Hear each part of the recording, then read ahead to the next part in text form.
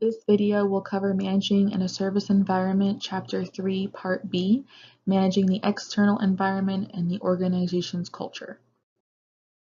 What is an organizational culture? Culture is perception in which something cannot be physically touched or seen, but employees perceive it on the basis of what they experience within the organization. It is also descriptive in that of what is being concerned and how the members perceive the culture and describe it.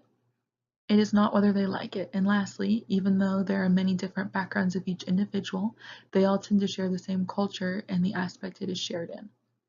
W. L. Gore & Associates is a company that is known for its innovative and high-quality fabrics used in outdoor wear and other products. They understand the importance of organizational culture because they follow 4 main principles. This graph shows dimensions of organizational culture. Research suggests 7 dimensions that seem to capture the essence of an organizational culture are these. Attention to detail is for employees to show precision and analysis. Innovative and risk-taking is done for employees to encourage them to be risk takers. Stability is the degree to which organizational decisions and actions emphasize maintaining the status quo. Aggressiveness is the degree to which employees are aggressive and competitive rather than cooperative.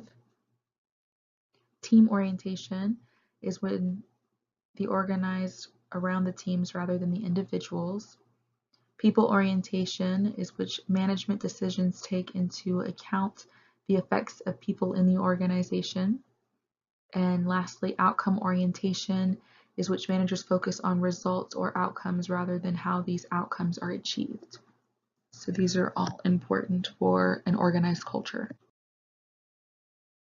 Strong versus a weak culture. All organizations have cultures, but not all cultures equally influence employers' behaviors and actions. Strong cultures are those in which key values are deeply held and widely shared. They have a greater influence on employees versus the weak cultures. This graph that illustrates on how organization cultures are made and established and also maintained. Once the culture is in place, however, certain organizational practices help maintain them. Just like CarMax has grown to now one of the nation's largest realtor of used cars, the phrase CarMax, the way car buying should be. How employees learn culture. Employees use socialization as a process to adapt to culture. For example, new employees at Starbucks go through a 24-hour of intensive training that helps them turn into brewing consultants, or what we know as baristas. They learn company philosophy and even learn how to assist customers with decisions such as coffee beans, grinds, and even espresso makers. Types of managerial decisions affected by culture.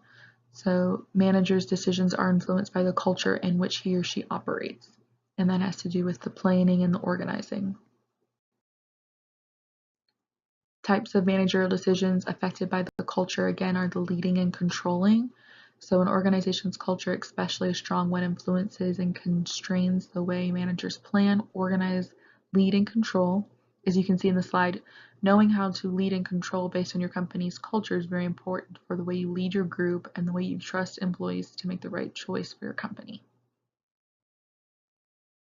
Innovative culture, the ideas of a growing workplace. According to a Swedish researcher, these are the top characteristics that you need for an innovative culture, making employees involved to make sure that these support and respect each other and to make sure the work environment is a happy place, just like IDEO, which is a company we all don't really know about, but it has made like Apple's mouses and different products like that.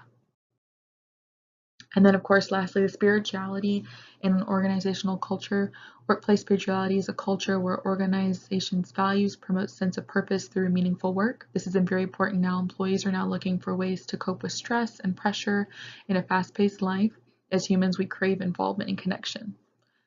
This is Chapter 3, Part B. I hope you enjoyed the video that we created, and this helps you in the future.